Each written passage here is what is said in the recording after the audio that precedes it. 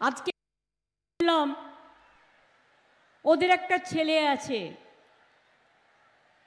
আমরা বলি বেশি ফোড়ং কাটে,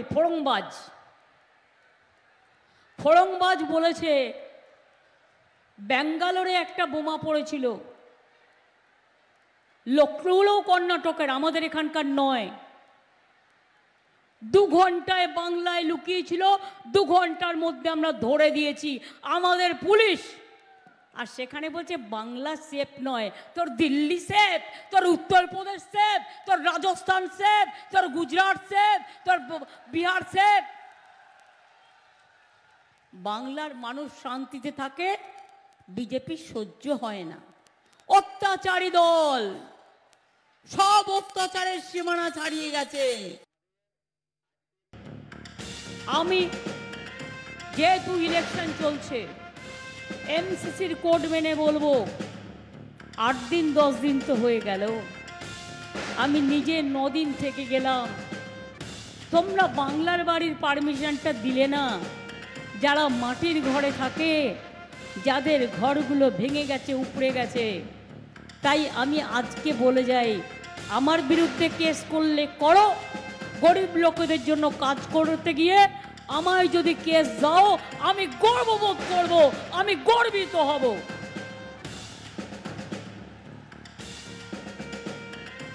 আমাদেরও ডিজাস্টার ম্যানেজমেন্টের একটা সিস্টেম আছে, জুলাই মাসে নতুন হয়েছে। প্রশাসন দেবে, আমি দেবো না, প্রশাসন দেবে, আমাদেরই সরকার দেবে।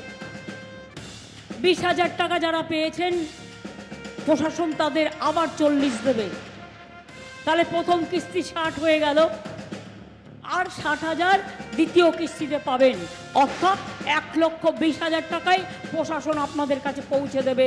মনে রাখবেন, ঘর তৈরি করতে শুরু করুন, জলপাইগুড়ি শুরু করুন, কোচবিহার শুরু করুন, আলিপুরদুয়ার শুরু করুন, কোচবিহার শুরু করুন, যাদের ঘর বাড়ি ঝড়ে ভেঙে গেছে। বছরে কোভিডের সময়, আমফানের সময়, বিধ্বংসী ঘূর্ণিঝড়ের সময় কাকে দেখতে পেয়েছেন? তৃণমূল ছিল, আছে আর থাকবে। আর আজকে আপনারা যেভাবে আমাদের আশীর্বাদ করলেন, আমি আপনাকে বলছি, আজকের পর আমার কাছে ডায়মন্ড হারবার যা, আমার কাছে জলপাইগুড়িও তাই। আমার কাছে দক্ষিণ কলকাতা যা, আমার কাছে জলপাইগুড়িও তাই।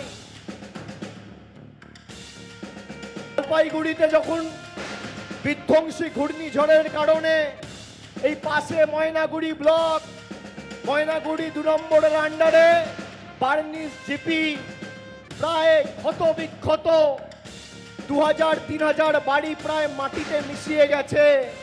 রাত্রিবেলা কে ছুটে এলো? নরেন্দ্র মোদী না মমতা বন্দ্যোপাধ্যায়? মোদী না দিদি? তাহলে কার গ্যারেন্টি নেবেন? পাশে থাকা দিদি না দূরে থাকা মোদী?